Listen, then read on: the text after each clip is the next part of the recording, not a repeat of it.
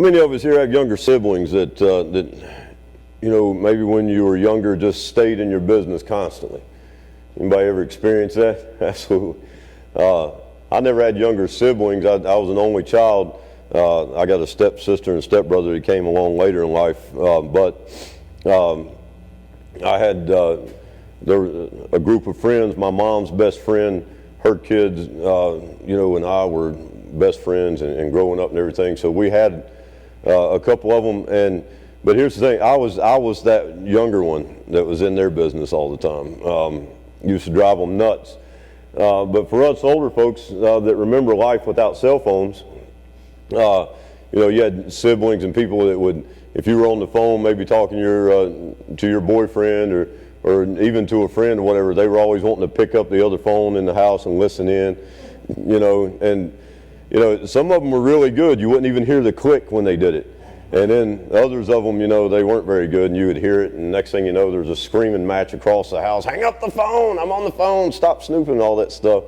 But sometimes they would even interject into your conversation with little kissy sounds and things like that, but all this stuff on the other side, and next thing you know, you got big brother beating up little sister or whatever on the other side. So, but nowadays, I think it's more they take it upon themselves to get on your phone, check out your text messages, your Snapchats or whatever, and then they go ratting you out, Mom, Brianna's texting such and such, not that Monty would do that, but, oh, Lord. But there are also those friends that were absolutely girl or boy repellents. So you might be hanging out at your local place. Like when we were growing up, the skate fun was a place to be. We'd go to the skating rink or to the Bristol Mall. It actually used to be open. Kids had stores in it and everything.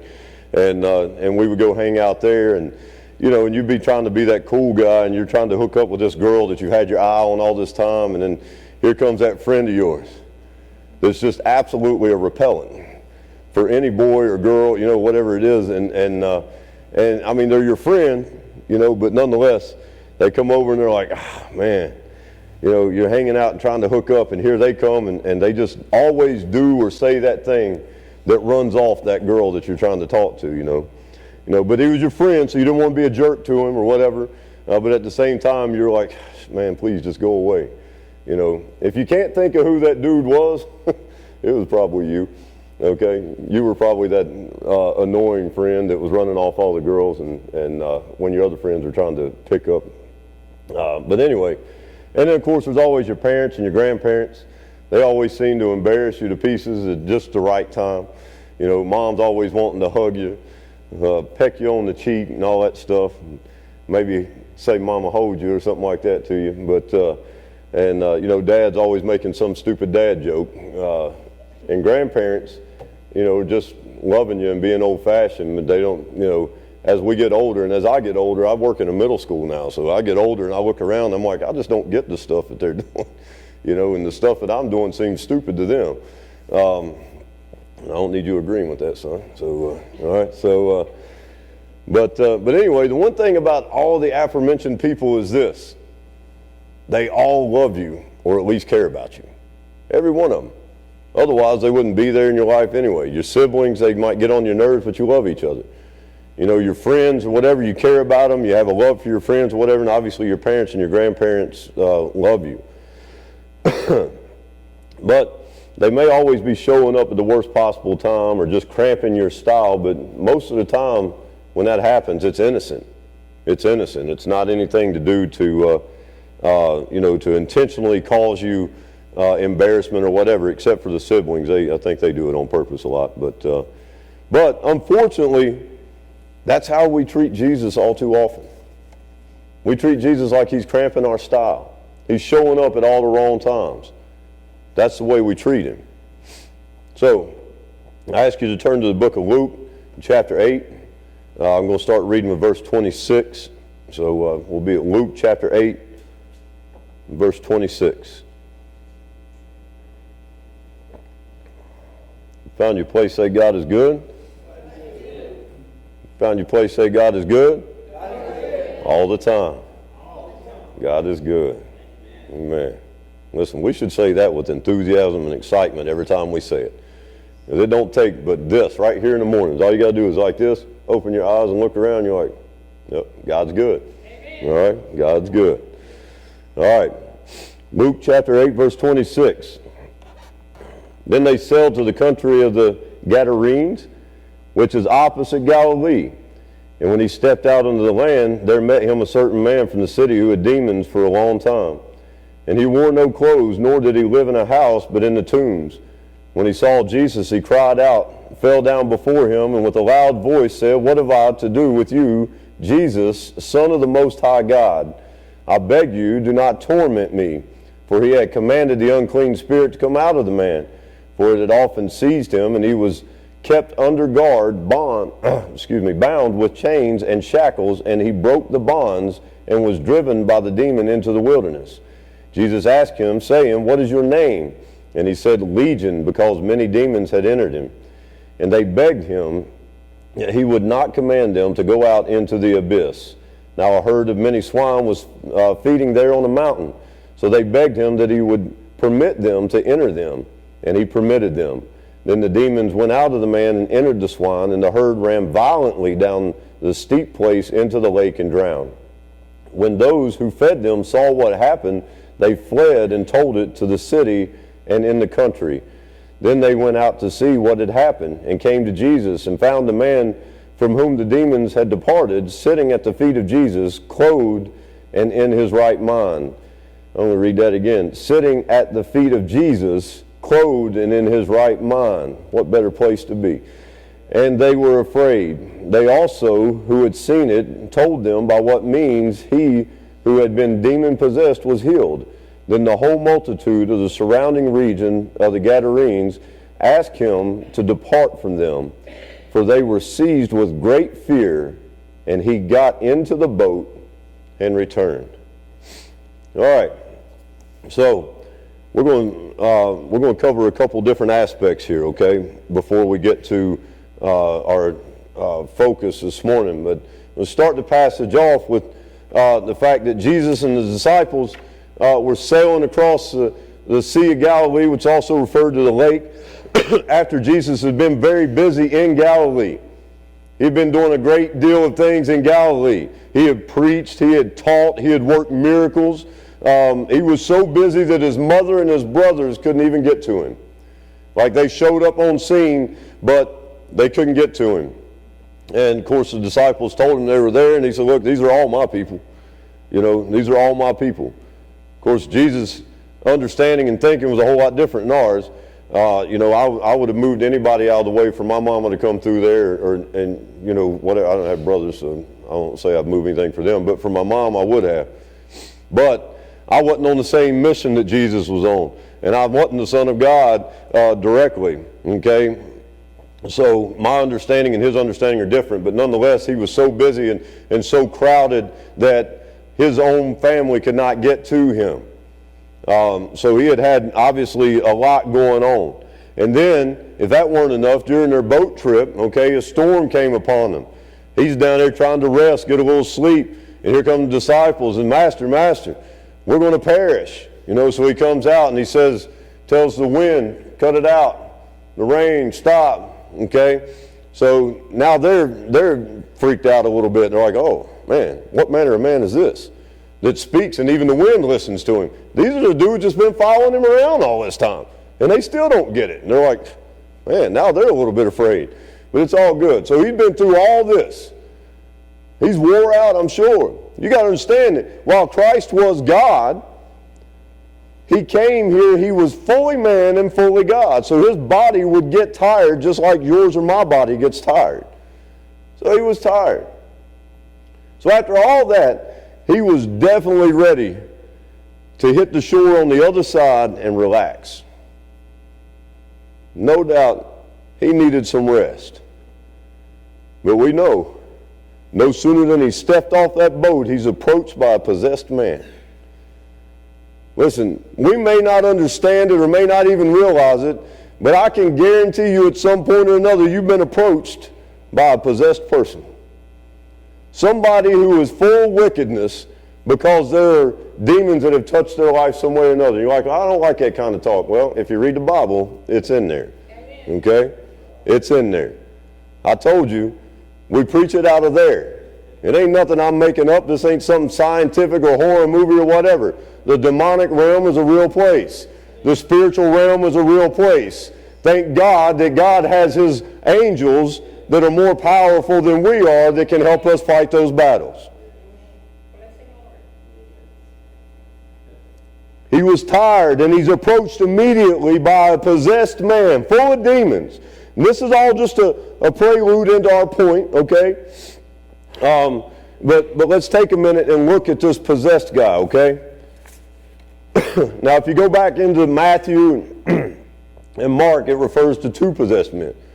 Luke only refers to 1, and the belief in that from the theologians is that this one was so much more prominent in his demonic possession than was the other.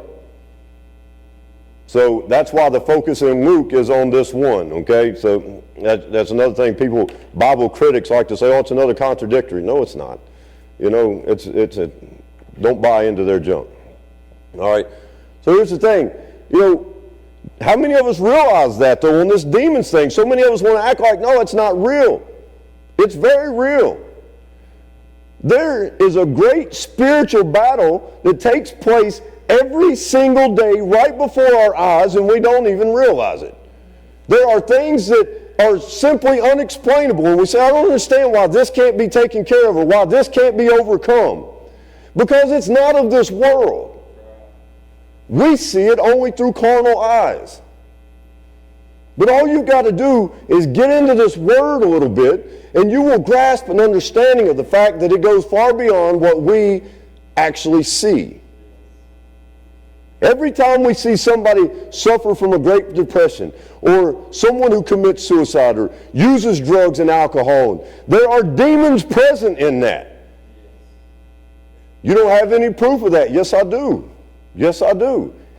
It's written in God's Word of the wickedness that overcomes. Look at the fact, okay, Job's life was going along pretty well.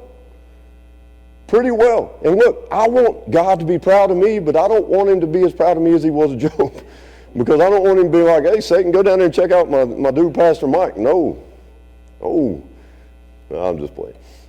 But anyway, Job's life was going along pretty well. But then there was a demonic presence that took place. Okay, he lost everything he had. He lost his family. He is overcome with bulls from the top of his head to the soles of his feet.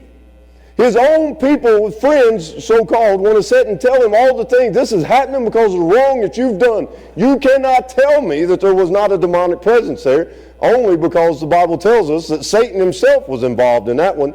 But it's not just Job, and it's not just biblical times. There are still demonic presences, I don't know if that's a word, demons' presence in our lives now. It's still there. There's not just things that happen. There are things that are directed by spiritual powers that are higher than any of us. Mass shootings, harming babies, harming the elderly. These are the results of demonic influence. But the world don't want to hear that. Because if the world acknowledges that things like this are the result of demonic influence, then they have to admit that there is something higher than them. That's what that boils down to. Listen, one of the best men I know in this whole world, he's loving and caring most all the time. But he fights a demon. He has a demon that will not allow him to get alcohol completely out of his life. And every so often he will get liquored up, and it just turns to plain evil. I mean, how else do you explain what alcohol does to a person when they are as good of a human being as you can meet, but then alcohol influences them to be downright nasty and mean and ugly to people? He can literally go from a man that cares about his family and others and loves the Lord to mad and cussing, mean and hurtful, and it takes about an hour. And it's always a blind side because it's never seen. I'm going to tell you what it is, because when he is sober, he is in church, he is praising the Lord, he will talk to people about the Lord and everything, and you think for 1 second that the enemy will not attack when you are doing the things of the Lord, you are wrong. And the steeper and the deeper he gets into it with church, and he gets filled with the Spirit, and he's happy about things, boom, there comes that attack. It's wickedness. It is a demonic influence if I've ever seen it. But you can't convince him of that. You can't convince him of it. I've made up my mind that I'm going to start praying over him in a way so powerfully that I hope that it literally drains me, because I'm not giving up on praying for it. I'm going to find him asleep, and I'm going to anoint him. He's not even going to know it. I'm going to pray over his house. I'm going to pray over his vehicles. I'm going to pray over everywhere I know he goes. Because there's no doubt in my mind that it's a demonic influence. There's also no doubt in my mind that God is bigger than any demonic influence that we ever face. The good news is where there's wickedness and demons, God's warriors, his angels are right there. They can be summoned right into it. But sometimes it's up to us to summon those angels on the behalf of others because they don't see it. This ain't even really my message. This is all just bonus stuff, all right? You're getting an extra serving this morning. All right. So let's jump over to the latter verses of the passage. Verse 30, Jesus asked him, saying, "What is your name?" What is your name? We see Jesus asking that, and he responds, "Legion," because many demons had entered him. It's bad enough to be under the demonic influence of one. But this man said that he was broken chains. You ever tried to break a chain? I mean, those little skinny chains, those are hard to break. But the chains that men were bound with in this day were thick, heavy chains. And it said that he had broken them. That's under the influence of demons.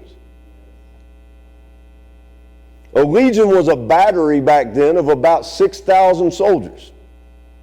Now, that's not to say that there were 6,000 demons in him, but that's not to say that there weren't. But it said that there were many. There were many.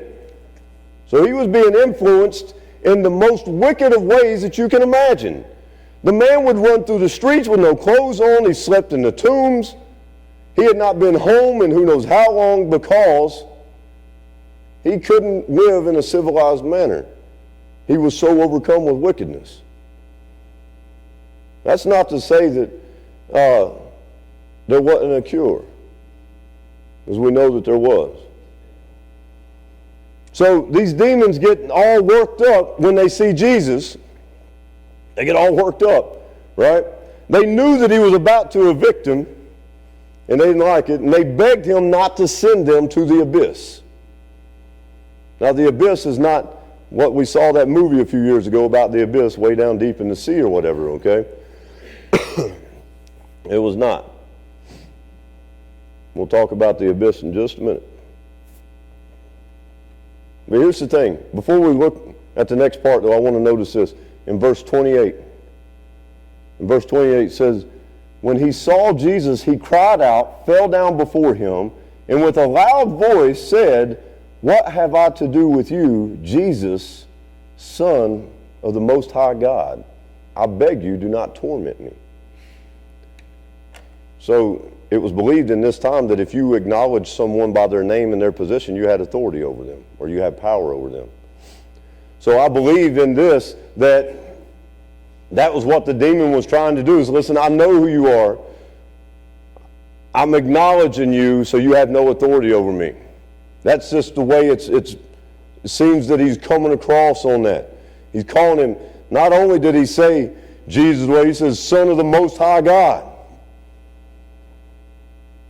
And then he says, "What have I to do with you, you, Jesus, Son of the Most High God, I beg you, do not torment me. So essentially, he's calling on Jesus not to have authority over him, is what he's doing. Well, that didn't work. It didn't work. But anyway, I only bring it up because there are so many people like this today. They know, and here's the thing, is these demons knew exactly who he was. They knew who he was, but they did not want to acknowledge what he can do or what they knew that he was about to do. They didn't want to acknowledge it, right? That's exactly how so many people are today. So many people know who Jesus is. So many people have heard the things that Jesus is capable of, but they don't want anything to do with him. They want nothing to do with him. They will see something that their mind tells them the only explanation for it is a higher power. That higher power is Jesus Christ, and they don't want to acknowledge it. No. Why? Because then they have to acknowledge their own shortcomings. Nobody wants to do that anymore. We are not holier than anybody because we believe. Don't ever get tripped up to believe that. But we are blessed in the fact that we have something to cling to that is greater than us. The world needs a taste of that. The world struggles with it. We condone what they do on a daily basis. Since when did it become okay for the church, the body of Christ, to condone sin? Instead, we should point it out and say, listen, there is a higher power, and he can take care of that for you. But we don't want to do that, and we'll get into that later. No, because then we're, extremists. We're domestic terrorists. All those good things. So anyway, back to verse 31. The abyss refers to what this meant in this language, okay, in the Greek, it's a pit. It was like a prison for demons who were bound and put in there and not able to torment anymore. And so here's the thing. This just goes to show you that evil don't care where it works. It just wants to work. It didn't want to be thrown into that abyss where they couldn't do any more work. Throw us into that herd of swine. They don't care. They don't care if they hurt you or me or your dog. Mr. Bridgman about to get mad. I said something about demons hurting his dog. But I'm saying they don't care. They just want to do their work. So there's like, please, we beg you, don't put us into the abyss. Let us go into that swine. There you go. So they begged Jesus to cast them into that herd of pigs, and that's what he did. So when he cast them in there, what happened? It said the pigs ran violently, because that's hand in hand with wickedness. You look around, you wonder why we live in a violent world now, because it's full of demonic influence. It's prophecy. Read about it. The Bible tells you, look guys, the good news, we win, okay? I've read the last of it. I know. We come out on top. But unfortunately, there's a generation somewhere that's going to go through all of this and continue to see it. I'm afraid of what my grandchildren are going to see. The pigs ran violently down the hill and into the lake and drowned. What a waste of bacon. What a waste of bacon.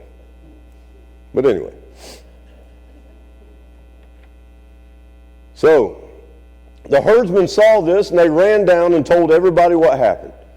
They told everybody in the town, everybody on the countryside, exactly what happened. They included the fact that the man that had been possessed and tormented everybody around there had been healed. They included all of that. And with all of this knowledge, they still came to Jesus and asked him to leave. It says, they also who had seen it told them by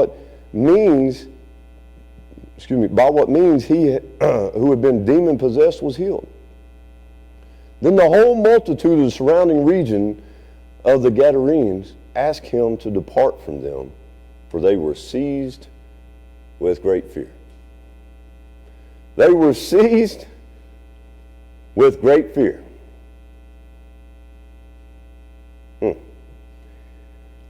Here's the thing. We see people do horrific things almost daily. If you turn on the news, you're going to see some crazy stuff. And we just shrug it off.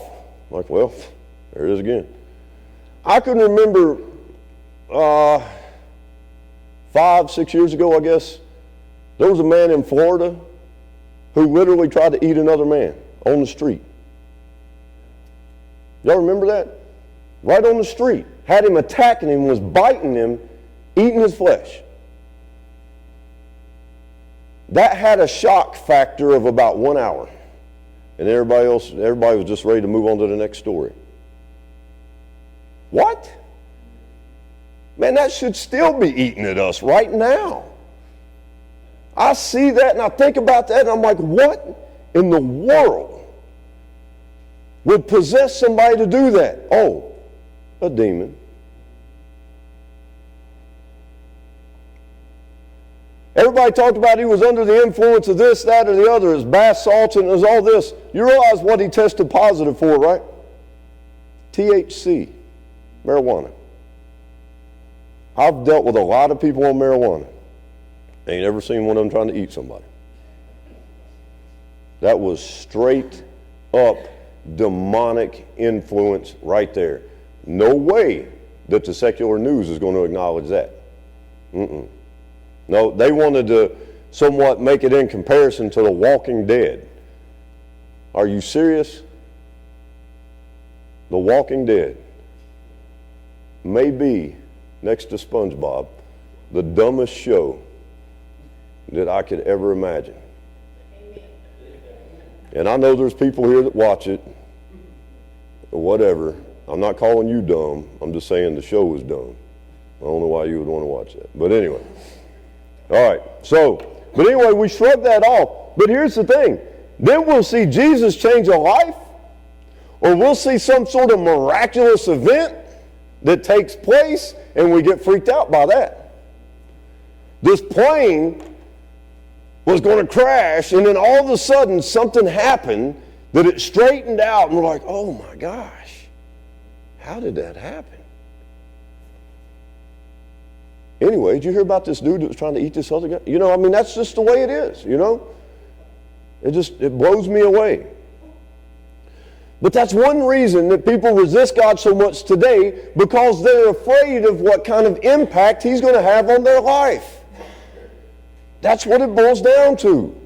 He's afraid of, or they're afraid of His impact on their life. Some of these people were likely present during some of Jesus' preaching. The Gadarenes. I know I jumped over there real quick. Okay, it's not the people today. The Gadarenes, they were likely present when Jesus was preaching.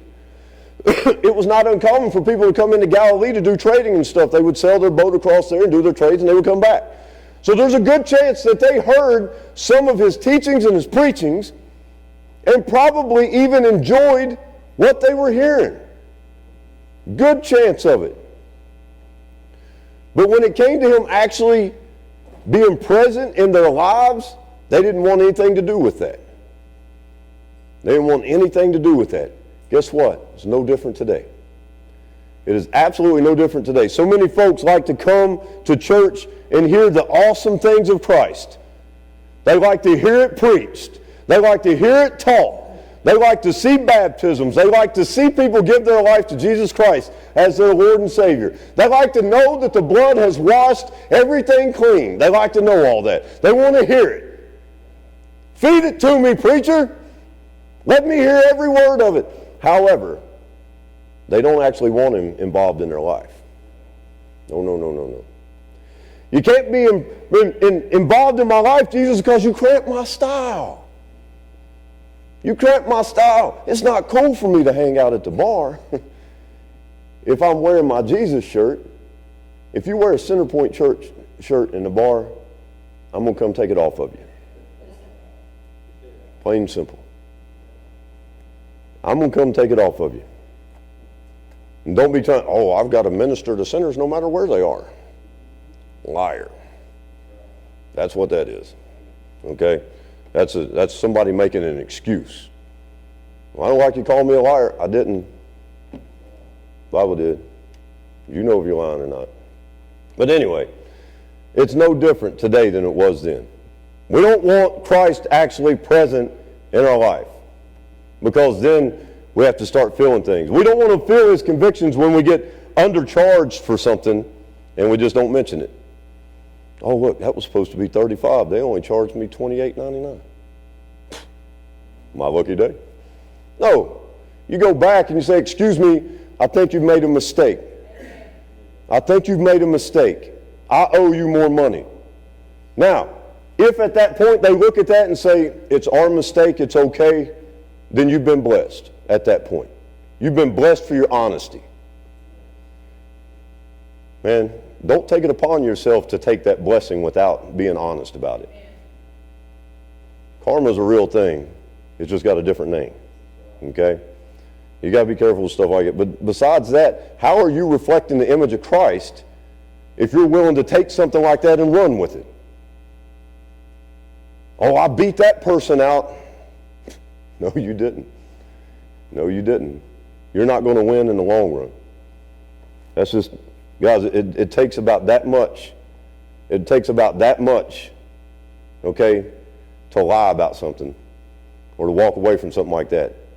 It takes this in here to go back and be honest about it.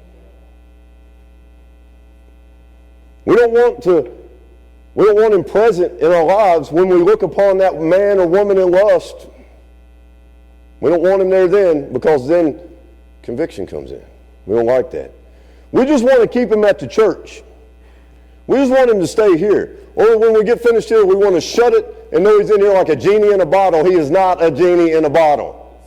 There ain't no bottle going to hold my Jesus. No. There ain't no deep, dark room that I can get into that my Jesus can't see you in. There ain't nowhere I can go or anything I can hide from that my Jesus, who is all present and all knowing, is not going to be there. He's going to be there during the good. He's going to be there during the bad. And he's just like that person who's going to call you out because he loves you. Just want to close him up, though. I spent my time with you today, Jesus. Now leave me alone. Don't work like that. We don't want him to be seen in our lives because we might get knocked right out of the cool kids club. Young people struggle with stuff. I see it. I get him. I get him. Don't come up in there. No, sir, not today. All right, so that's a demonic presence right there with 8 legs. 8 legs, a demonic presence. I don't like it. I don't know where he went. Is he still on my shoe? Anyway, all right, so anyway, we're worried about, young folks are worried about allowing Christ to be seen in their life. We don't like that. No, because now all of a sudden I'm not cool. I can't hang out with the kids that are telling this joke, that joke, using this language, smoking their jewels, vaping, whatever they're doing. I see this junk in middle school all the time. These kids, man. And so I coach the football teams, you would know, right? I got a couple of kids on the football team that I've been told that, oh, those kids are vaping. I've told them, I said, let me catch one person. You're out. You're done. You're gone. No more of it. Not because I just want to enforce the rules or whatever, because I care about that kid. That kid has no idea what that's doing. And one of them is a quote-unquote Christian involved in his youth group at church and everything. What kind of message is he sending? He's not understanding the fact that I need Jesus present in my life. I don't have to worry about the cool kids club. I need to worry about the Jesus kids club. I need to worry about the eternal side of things, not this side of things. Who cares what anybody thinks about you here as far as whether you're cool or not? How about you let people see Jesus Christ in your life? How about that? That's the coolest thing you can do. How do you know? Because I've been on both sides. I know. I know. I see it. I see the influence in people's life. I don't scream and cuss when something makes me mad. If I don't do that, then my friends think that I'm some kind of weak person, right? Whatever. If I don't have a beer with my old drinking buddies, then they're going to mock me and make fun of me. So be it. Because during their mockings and making fun of, what they're seeing is something they can't explain. They see a light in you that they've never seen before, and every now and then that light will reach out and grab a hold of them. Next thing you know, 2 of you ain't going and hanging out with your old drinking buddies and drinking beer anymore. Next thing you know, 3 of you. Next thing you know, your drinking buddies is, hey, come over, let's cook out and watch football without all that nonsense. It happens. But you've got to be open to letting Jesus Christ be a part of your life. Let him be present in your life. No way I can take a chance on letting them see Jesus in my life. They might not invite me over to the football game. Yeah, they will.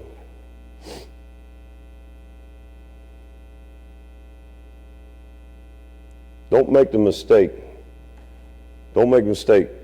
that being anything, that this has anything to do with church, because it don't. I ain't talking about, I don't care how present you are here. It's not going to change anything in your life if you don't have that relationship. You can take this seat all day, every day. You can be here for every service. I could preach as long as Eric Ramey. You could still stay here. It's still not going to change anything in your life if you don't have that relationship. Not at all. Not at all. So I'm not talking about being in church. Church is actually a very small part of the salvation equation. Very small part. Now again, I'm not telling you not to be here. I want you here. I think we need this time of fellowship to be fed. But if there's no relationship to begin with, then church is pretty much just running in place. It's always easy to hang out with Jesus when we're amongst other believers, guys. It's always easy. Right now, it's easy to be the most godly person that you can be. It's also easy on Facebook. I've told you about that. That Facebook faith, that's powerful. I'll send out all these good vibes. Prayers and good vibes. What's a good vibe? Come on, man. It's the times he shows up, though, and does something a little unexpected that we don't want him there. It's that time. It's that time when I give this person, or this person gives me a 20 for something that's $15, and I give them a 10 back. Mistakenly, but then I realize it and I don't say nothing. Then he shows up. Hey, you owe that person $5. Oh, it's okay. If they remember, they'll come back and get it. No, you chase them down. You chase them down. But we don't like them to show up. Like at that very moment you're about to do something very wrong and he sends your church friend. You're about to do something wrong. You know you're about to do something wrong. And all of a sudden that church friend shows, or even worse, the pastor. When you're about to walk in the ABC store and walk out of there with that big old jug of liquor and the pastor just happens to be going to the store next door. Hey, brother such and such, how you doing? I'm good, man. I'm good. I just want to look at him and be like, well, you going to get some liquor? I just want to call him out, but I ain't. That's only happened to me one time. But, they just look at you. And then they're just like, and then they just walk into the store you're going into. Now, I don't know if he went back and got the liquor or not, but nonetheless, it's just one of those things. Like, hey, dang it. The point is this: if we're living our faith out loud in every aspect of our life, and I mean every aspect of our life, Jesus should never be cramping our style. Jesus should be our style. Plain and simple. People say, why do you get church shirts? Why do you get shirts? Because I want people to see that. It ain't about the church. It's about the stuff that's written on the back. That's what I tell people. So in team sports, I try to tell kids all the time, it's not about the name on the back, it's about the name on the front. Well, in our church shirts, it's just the opposite. It's not about the name on the front, it's about the name on the back. Because the name on the backs of our shirts are all the names of Christ, whether it's in the Jesus fish or whether it's in the cross. But I'm not saying that's, and people's like, oh, well, I don't have to wear a shirt for people to see my faith. I'm not saying you got to wear a shirt for people to see your faith. I'm just saying you shouldn't be ashamed to wear that shirt because it says Jesus on the back. There should never be a moment that we don't want him around. That goes for young and old alike. I don't care what's going on in our lives. There should never be a moment. And if there is that moment in your life where you feel like, man, I just don't want Jesus around right now, that's an area of your life that you need to be praying on. You need to be making yourself aware of that. All right. Bow your head and close your eyes.